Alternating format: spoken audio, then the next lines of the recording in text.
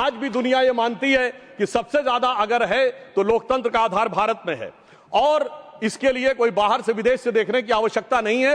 बाबा साहब अंबेडकर को मैं कोट करना चाहता हूं। बाबा साहब अंबेडकर ने कहा, और कौन सी किताब जिसको ये लोग बहुत ध्यान देते हैं, annihilation of caste, page number 234 पे उन्होंने कहा, I am told that such religious principles as will be in the commencements of the liberty, equality and fraternity. It may not be necessary for you to look for foreign sources and that you can draw such principles from Upanishads. Sir, ये ध्यान देने की आवश्यकता है। बाबा साहब अंबेडकर ने कहा कि समानता, बंधुता और स्वतंत्रता के सिद्धांत के लिए पश्चिम में देखने की आवश्यकता नहीं है, वो उपनिषदों में दिखाई पड़ेगा। मगर क्या बताएं सभापति महोदय, आज भी हमारे कुछ नेता जाके लंदन में खड़े होकर गुहार लगाते हैं कि भारत में डेमोक्रेसी को बचाना है। तो उनके लिए मैं एक लाइन कहना चाहूंगा कि अभी साज दिल में तराने बहुत हैं, अभी जिंदगी के फसाने बहुत हैं, डरे गैर पर भीख मांगो न फन की, जब अपने ही घर में खजाने बहुत हैं। अब मैं आगे की बात कहना चाहता हूं। देखिए, चुनावी प्रक्रिया स्वतंत्रता के बाद शुरू हुई और इसमें बहुत सारी चीजों की उस समय समस्या रही होगी। मैंने आदरणीय आडवाणी जी ने एक बार हम लोगों को बताया था कि कैसी कैसी समस्याएं आती थी। उस जमाने में लोग इलेक्टोरल रोल बनाने के लिए जाते थे और महिलाओं का नाम पूछते थे तो डांट पड़ जाती थी, क्योंकि उस समय के समाज में माना नहीं जाता था कि किसी घर की महिला का नाम पूछा जाए। परंतु मैं बताना चाहता हूं सर, चुनावी प्रक्रिया पे सबसे पहली समस्या स्वतंत्र भारत में कहां आई? भारत के इतिहास की पहली इलेक्शन पिटीशन, चुनावी धांधली के विरुद्ध पिटीशन कब दाखिल हुई? 21 अप्रैल 1952। किसने दाखिल की? भारत के लॉ मिनिस्टर रहे बाबा साहब अंबेडकर। और उनके उस पिटीशन को मैं कोट करना चाहता हूं। उसके पैरा 12 में उन्होंने लिखा, the petitioner says that the aforesaid large number of double votes, 74,333 being void, has been a result of corrupt practice and undue influence on the part of the respondent number 1 and 2. Sir, बाबा साहब अंबेडकर को 74,333 vote cancel करके 14,000 vote से हारा हुआ declare कर दिया गया। मगर सभापति महोदय, ये तो थी प्रक्रिया। अब इस पे प्रतिक्रिया देखिए। तत्कालीन प्रधानमंत्री जवाहरलाल नेहरू जी की प्रतिक्रिया है। 16 जनवरी 1952 वो लखनऊ से एडविना माउंटबेटन को लेटर लिखते हैं और क्या लिखते हैं कि our success in the Bombay city and the Bombay province has been greater than expected. और सर आगे वो लिखते हैं, अंबेडकर हैज बीन ड्रॉप्ड। बड़ी प्रसन्नता उनको होती है कि डॉक्टर अंबेडकर चुनाव हार गए हैं। और इसके बाद वो क्या लिखते हैं कि socialist have joined hand with Ambedkar so they lost their repute. But आगे सर वो बात लिखते, बहुत ध्यान देने की जरूरत है। वो लिखते हैं, अंबेडकर है join hand with Hindu communalist. ये चाचा जी की जबानी है ये कहानी कि डॉक्टर बाबा साहब अंबेडकर, इनके अनुसार हम लोगों की तरफ से, और इसका सोर्स है selected work of Jawaharlal Nehru series 2 volume 17 page number 37।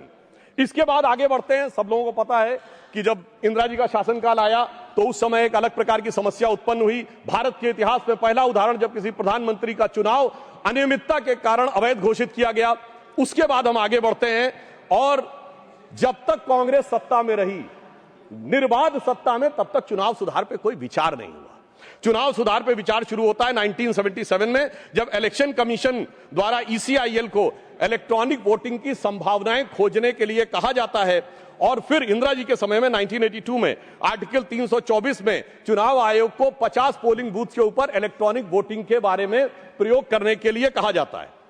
फिर राजीव जी के समय में 1988 में 61A में चेंज करके कहा जाता है कि EVM का प्रयोग किया जा सकता है। और 15 मार्च 1989 को राजीव गांधी की सरकार के समय में इसको वैधानिक मान्यता प्रदान की जाती है।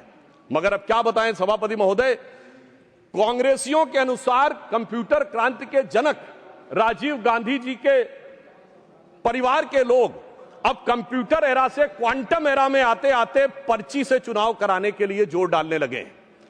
और यह भी मैं बताना चाहता हूं कि पर्ची के बारे में बहुत सारी चर्चाएं होती थी, कैसे बूथ कैप्चरिंग और मतपेटियां लुटती थी, वो एक अलग विषय है। परंतु मैं यह भी कहना चाहता हूं कि देश की संसद में कई बार चुनाव सुधार के लिए बड़े विधेयक पारित हुए। पर मैं उदाहरण देना चाहता हूं कैसे हुए।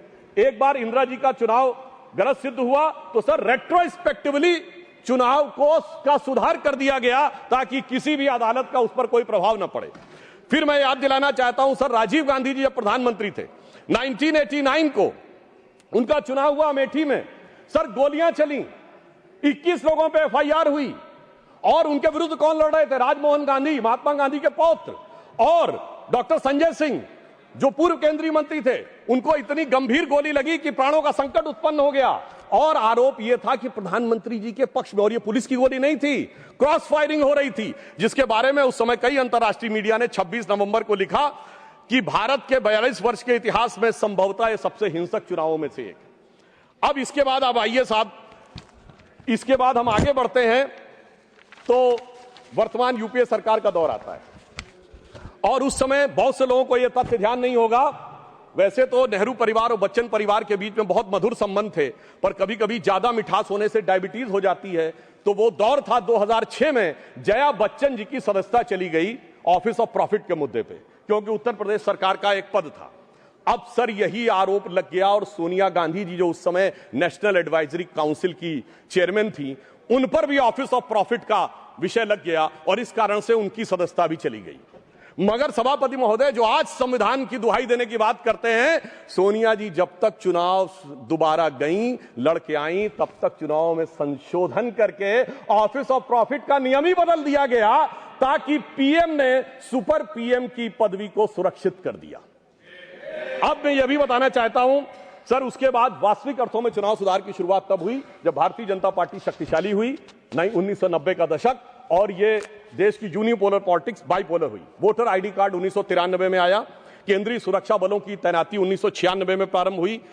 पहले बूथ वाइज काउंटिंग नहीं होती थी सर, उसमें आसानी जानते क्या होती थी कि अगर किसी मतपेटी में ज्यादा बूथ कैप्चरिंग करके मत डाल दिए तो उसमें काउंटिंग का चेंज कर ही नहीं है, सब मिला दिए जाते थे।